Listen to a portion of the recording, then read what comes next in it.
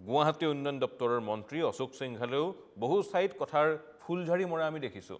GMDৰ অধ্যক্ষ নাৰায়ণ ডেকাৰ প্ৰসংগ আমি আঁতৰাই থলোঁ। গুৱাহাটী মহানগৰীৰ বাসিন্দাই আজিৰ দিনটোত এজাক বৰষুণ দিলেই ওলাই আহিবলৈ ভয় কৰিবলগীয়া এটা পৰিৱেশৰ সৃষ্টি হৈছে, কাৰণ এফালে কৃত্ৰিম বান আৰু কৃত্ৰিম বানৰ সময়ত সেই উন্মুক্ত নলাই যিকোনো মুহূৰ্ততেই বিপদ মাতিব পাৰে। আপুনি বৰ্তমান ক'ত আছে, তাৰ পৰিৱেশ কি জানিম আপোনাৰ জৰিয়তে। কল্প। নিশ্চয় বঞ্জিত, গুৰুত্বপূৰ্ণ কথাকেইটাই কৈছে মেয়ৰ মৃগেন খোৱনীয়া, সমান্তৰালকৈ GMDৰ অধ্যক্ষ নাৰায়ণ ডেকাটো বাদেই মন্ত্ৰী অশোক সিংঘালেও কিন্তু গুৱাহাটীৰ উন্নয়নৰ ক্ষেত্ৰত যিদৰে গুৰুত্ব দিব লাগে তেনেধৰণে গুৰুত্ব দিয়া দেখা পোৱা নাই। আৰু বৰ্তমান মই উপস্থিত আছোঁ গুৱাহাটী মহানগৰীৰ উলুবাৰীৰ বি বৰুৱা মহাবিদ্যালয়ৰ পৰা যদি অকণমান আপুনি আহে তেনেহ'লে এনেসমূহ দৃশ্যাংশ দেখিব। বৰ্তমান সময়ত এটা পথ নিৰ্মাণ কৰি আছে আৰু এই পথটোৱে কিন্তু বৰ্তমান ভয়াৱহ ৰূপ লৈছে। কিছু স্থানত তেওঁলোকে এনেধৰণৰ স্লেব দিছে, কিন্তু বৰ্তমান সম্পূৰ্ণভাৱে তেওঁলোকে স্লেব দিয়া নাই। যদিহে ইয়াত কোনো লোক যদি যায়, হয়তো এইফালে যদি কোনো শিশু যদি যায়, হয়তো যিকোনো মুহূৰ্তত ইয়াত দুৰ্ঘটনা সংঘটিত হ'ব পাৰে। মোৰ লগত ৰাকেশ আছে, ৰাকেশক অকণমান NKTV দৰ্শকসকলক দেখাব। ইমানৰ পাছতো আৰু কিমান চৰকাৰখনক এনেসমূহ দৃশ্যাংশ দেখাম, হয়তো আমাৰ নিজৰে লাজ লগা হৈছে।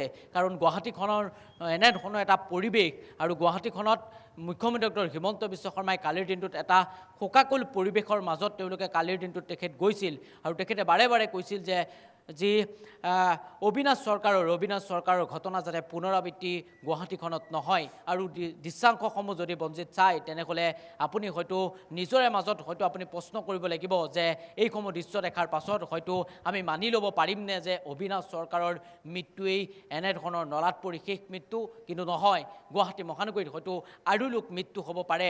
এনেসমূহ ড্ৰেইন, এনেসমূহ নলাৰ বাবে কিন্তু গুৱাহাটী মহানগৰীত উন্মুক্ত কৰি ৰাখিছে। উন্মুক্ত নলাৰ বাবে কিন্তু গুৱাহাটী মহানগৰীত বিপদ মাতিছে। ভিডিঅ' জাৰ্নেলিষ্ট ৰাকেশ আছে মোৰ লগত, ৰাকেশে NKTVৰ দৰ্শকসকলক দেখাব পোনপটীয়াভাৱে। এই মুহূৰ্তত দেখাইছোঁ। আৰু গুৱাহাটী মহানগৰীৰ যিসমূহ স্থান, প্ৰতিটো স্থানৰ পৰিৱেশ আমি NKTVৰ দৰ্শকসকলক দেখাবলৈ চেষ্টা কৰিছোঁ।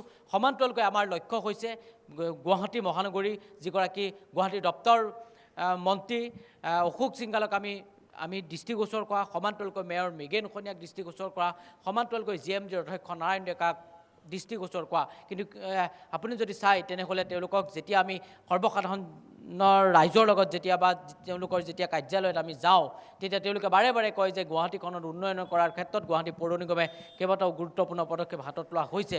কিন্তু পদক্ষেপ হাতত লোৱা হৈছে যদিও কিন্তু যিদৰে গুৰুত্ব দিব লাগে তেনেধৰণে গুৰুত্ব দিয়া দেখা পোৱা নাই। এনেসমূহ ঘটনা বাৰে বাৰে সংঘটিত হয়। বাৰে বাৰে ঘটনাসমূহ সংঘটিত হোৱাৰ পাছত চৰকাৰখনে যিদৰে গুৰুত্ব দিব লাগে তেনেধৰণে গুৰুত্ব কিন্তু দেখা পোৱা নাই। এয়া গুৱাহাটী মহানগৰীৰ এটা ছবি, যিসমূহ ছবি আপুনি দেখি হয়তো হতাশ হৈ পৰিব। আৰু গুৱাহাটী মহানগৰীত এনেসমূহ বহু দৃশ্য আছে, আৰু যিসমূহ দৃশ্যই হয়তো গুৱাহাটী মহানগৰীৰ যিসকল বিষয়ববীয়া, উচ্চস্তৰীয় বিষয়ববীয়াক হয়তো এইসমূহে কিন্তু তেওঁলোকক কোনো ধৰণৰ গুৰুত্ব নিদিয়ে। এয়া হৈছে গুৱাহাটী মহানগৰীৰ বি বৰুৱা মহাবিদ্যালয়ৰ পৰা যদি অকণমান আপুনি আহে তেনেহ'লে এটা পথ বৰ্তমান সময়ত নিৰ্মাণ কৰি আছে, আৰু পথটো বৰ্তমান সময়ত জানিব পৰা মতে সম্পূৰ্ণ হৈছে, কিন্তু এনেধৰণেই উন্মুক্ত অৱস্থাত আছে। আৰু যিমান দূৰ সম্ভৱ হয়তো এইটো হাজিৰ মুছাফিৰখানা সংযোগী পথ, কল্প। নিশ্চয়। আৰু সেই হাজিৰ মুছাফিৰখানা সংযোগী পথটোৰে যথেষ্ট ব্যস্ততা বৃদ্ধি পায়। বিশেষকৈ সেই এটা বৃহত্তৰ অঞ্চলৰ ৰাইজে সেই পথটো ব্যৱহাৰ কৰে। মুখ্যমন্ত্ৰীৰ প্ৰসংগ আপুনি উল্লেখ কৰিছে। মুখ্যমন্ত্ৰীয়ে কৈছে যে এনেধৰণৰ ঘটনা যাতে গুৱাহাটীত নহওক তাৰ কাৰণে তেওঁলোকে ব্যৱস্থা গ্ৰহণ কৰিব। কিন্তু কল্প, মুখ্যমন্ত্ৰীয়ে অকলে কিমান দূৰ কৰিব? গুৱাহাটীত 60টাকৈ ৱাৰ্ড আছে। 60টাকৈ ৱাৰ্ডৰ কাৰণে 60জনকৈ পাৰিষদ নিৰ্বাচিত কৰা হৈছে। সেই 60জন পাৰিষদৰ ভিতৰত 2জন পাৰিষদ বাদ দি বাকী সকলো পাৰিষদ বিজেপিৰ। তাৰ পিছতো গুৱাহাটী মহানগৰীৰ অৱস্থা এয়া। মৃগেন খোৱনীয়া মেয়ৰ হিচাপে দায়িত্ব গ্ৰহণ কৰিছে, এইটো তেওঁৰ দ্বিতীয়টো কাৰ্যকাল। তাৰ পিছত মৃগেন খোৱনীয়াই পাৰিষদসকলক লৈ গুৱাহাটীৰ উন্নয়নৰ প্ৰসংগক লৈ বিভিন্ন সময়ত যিসমূহ কথা বতৰা কৈ আহিছে তাৰ বিপৰীত ছবি এয়া টেলিভিছন স্ক্ৰীণত দেখিবলৈ পোৱা যায়। হেলিকপ্টাৰ লৈ গুৱাহাটীৰ বান পৰিস্থিতি মোকাবিলা কৰিবলৈ কি ব্যৱস্থা গ্ৰহণ কৰিব পাৰি তাৰ বুজ লৈছিল অশোক সিংঘালে। কিন্তু এই নলা নৰ্দমাসমূহ তেওঁলোকৰ চকুত কেতিয়া পৰিব? নাৰায়ণ ডেকা GMDৰ অধ্যক্ষ, প্ৰাক্তন বিধায়ক, সেই নাৰায়ণ ডেকাই এই গুৱাহাটীৰ সমস্যাসমূহৰ বিষয়ে কিমান দূৰ জ্ঞাত? তেওঁ গুৱাহাটীৰ গ্ৰাউণ্ড লেভেললৈ গৈ গ্ৰাউণ্ড জিৰ' পৰ্যায়ত সমীক্ষা কিমান দূৰ চলাইছে? মুখ্যমন্ত্ৰীয়ে কৈছে, মুখ্যমন্ত্ৰীয়ে আশ্বাস দিছে, মুখ্যমন্ত্ৰীয়ে ঘোষণা কৰিছে, কিন্তু মুখ্যমন্ত্ৰীৰ কথাসমূহ সৰুগত কৰি তাক বাস্তৱ ৰূপ দিবলৈ বিষয়াসকলে কিমান দূৰ কাম কৰিছে? গুৱাহাটীৰ উন্নয়নৰ দায়িত্বত থকা যিসকল বিষয়া তেওঁলোকৰ যোগ্যতাক লৈ সেয়েহে বিভিন্ন প্ৰশ্ন উত্থাপন হৈছে জিএমচিৰ যিগৰাকী চিফ ইঞ্জিনিয়াৰ সেই চিফ ইঞ্জিনিয়াৰে এই বিষয়সমূহ গম পাইছে নে পোৱা নাই সেই বিষয়সকলে প্ৰশ্ন উত্থাপন হৈছে যেতিয়া নলা নৰ্দমাসমূহ নিৰ্মাণ কৰিবলৈ ব্যৱস্থা গ্ৰহণ কৰা হয় ক'ৰ পৰা আৰম্ভ কৰিব ক'ত শেষ কৰিব ক'ত স্লেব দিব ক'ত স্লেব নিদিব সেই বিষয়সমূহ কোনে চোৱা চিতা কৰে এই বিষয়সমূহৰ উত্তৰ দিব কোনে মুখ্যমন্ত্ৰীয়ে অকলে একো কৰিব নোৱাৰে সহযোগ কৰিব লাগিব প্ৰতিগৰাকী বিষয়াই সহযোগ কৰিব লাগিব গুৱাহাটীৰ প্ৰতিগৰাকী পাৰিষদে কিন্তু সেয়া হৈ উঠা নাই তাৰ বাস্তৱ ছবি ইয়াত টেলিভিছন স্ক্ৰীণত দেখুৱাইছে আপুনি কল্প আৰু কিমান দিনলৈ ৰাইজে বাট চাব লাগিব কল্প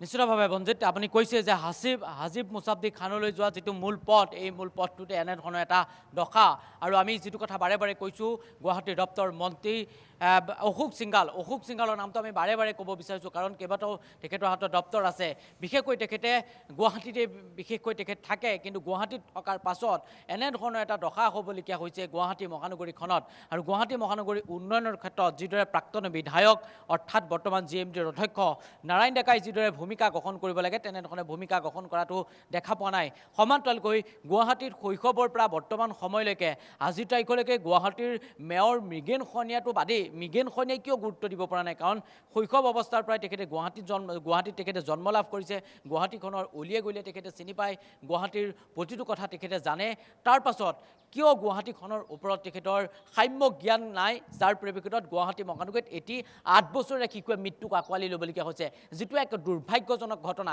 সমান্তৰালকৈ বঞ্চিত আমি এগৰাকী জনপ্ৰতিনিধিৰ নাম এই মুহূৰ্তত আমি ল'বলৈ পাহৰি গৈছিলোঁ সেইগৰাকী হৈছে বিজুলী কলিতা মেধি এইগৰাকী হৈছে বৰ্তমান নৱনিৰ্বাচিত সাংসদ সেই কথা আপুনিও জানে বা আমাৰ যিসকল দৰ্শক সকলোৱে জানে কিন্তু এই যিগৰাকী বিজুলী কলিতা মেধিৰ ঘৰৰ কিছু নিলগত এই গোটেই ঘটনাটো সংঘটিত হৈছিল বাৰে বাৰে সেই ঘটনাটো আমি আলম ল'ব বিচাৰিছোঁ কাৰণ এগৰাকী মাতৃ এগৰাকী পিতৃৰ এগৰাকী ককাকৰ যেতিয়া এটি ঘৰৰ সন্তান যেতিয়া হেৰাই গৈছে তাৰ পাছত সেই যি মৰ্ম বেদনা সেই মৰ্ম বেদনা হয়তো আপুনি মই সেই কথা বুজি নাপাম কাৰণ সেই পৰিয়ালটোত যেতিয়া আমি গৈছিলোঁ সেই পৰিয়ালটোৰ যি দৃশ্যাংশ অনিচ্ছাকৃতভাৱে কিন্তু আমি তেওঁলোকৰ লগত কথা পাতিবলগীয়া হৈছিল কাৰণ সেই আমাৰ দায়িত্ব আছিল আমি দৰ্শকসকলক সেই কথা জনাব লাগিব যে তেওঁলোকৰ মনৰ যি কথা আছিল সেই প্ৰথম অৱস্থাত পিতৃয়ে বাৰে বাৰে প্ৰথমবাৰৰ বাবে NKTVত কৈছিল যে মই মুখ্যমন্ত্ৰী গোটেই বিষয়টো হস্তক্ষেপৰ দাবী জনাইছোঁ তাৰপাছত মুখ্যমন্ত্ৰী ডক্টৰ হিমন্ত বিশ্ব শৰ্মাই সেই ঘটনাস্থলীত উপস্থিত হৈছিল ঘটনাস্থলীৰ উপস্থিত হোৱাৰ পাছত মুখ্যমন্ত্ৰী ডক্টৰ হিমন্ত বিশ্ব শৰ্মাক তেখেতৰ পৰিয়ালৰ লোকসকলে আহ্বান জনাইছিল যে তেওঁলোক আপুনি এবাৰ সেই আমাৰ দুৰ্ভগীয়া পৰিয়ালটোলৈ যাওক কিন্তু কালিৰ দিনটোত সেয়াও কিন্তু বাস্তৱ হ'ল সেই দুৰ্ভগীয়া পৰিয়ালটোত কালিৰ দিনটোত মুখ্যমন্ত্ৰী ডক্টৰ হিমন্ত বিশ্ব শৰ্মা গ'ল সমান্তৰালকৈ যিগৰাকী বিজুলী কলিতা মেধিয়ে ইয়াৰ আগত পাৰিষদ হিচাপে আছিল সেইগৰাকী বিজুলী কলিতা মেধিয়ে কিন্তু সেই বাসগৃহটোত বঞ্চিত এবাৰ হ'লেও কিন্তু গৈ চাব পাৰিলেহেঁতেন আৰু সেইগৰাকী বিজুলী কলিতা মেধিক কিন্তু সংবাদ মাধ্যমত বাতৰি সম্প্ৰচাৰিত ধাৰাবাহিকভাৱে বাতৰি সম্প্ৰচাৰিত হোৱাৰ পাছত ঘটনাস্থলীত এঘণ্টাৰ বাবে আহিছিল আৰু সেইগৰাকী বিজুলী কলিতা মেধিৰ যদি নাম নলওঁ হয়তো আমাৰ আধৰুৱা হৈ ৰ'ব যে যি সমান্তৰালকৈ এই তিনিগৰাকী যি জনপ্ৰতিনিধিৰ বিপৰীতে কিন্তু বিজুলী কলিতা মেধি কিন্তু এই ক্ষেত্ৰত সম্পূৰ্ণ উদাসীন হৈ থকাৰ অভিযোগ উত্থাপন হৈছে মুখ্যমন্ত্ৰীয়ে ব্যৱস্থা গ্ৰহণৰ কথা কৈছে মুখ্যমন্ত্ৰীয়ে গুৱাহাটীৰ সমস্যা নোহোৱা কৰাৰ কথা কৈছে মুখ্যমন্ত্ৰীয়ে নলা নৰ্দমাসমূহ ঢাকিবলৈ নিৰ্দেশ প্ৰদান কৰিছে কিন্তু সেই নিৰ্দেশ কাৰ্যকৰী কৰিবলৈ যিসকল বিষয়াই কাম কৰিব লাগিব সেই নিৰ্দেশ কাৰ্যকৰী কৰিবলৈ জিএমচি জিএমডিয়ে যি পদক্ষেপ গ্ৰহণ কৰিব লাগিব তাৰ দায়িত্বত যিসকল লোক বহি আছে তেওঁলোকৰ কামৰ প্ৰতি কিমান দূৰ আগ্ৰহ আছে তাক লৈ কিন্তু প্ৰশ্নচিহ্নৰ উত্থাপন হৈছে আৰু প্ৰশ্নচিহ্ন উত্থাপন কৰিছে টেলিভিছন স্ক্ৰীণত দেখি থকা এই দৃশ্যসমূহে কল্প আৰু ৰাকেশ আপোনালোক দুয়োকে ধন্যবাদ জ্ঞাপন কৰিছোঁ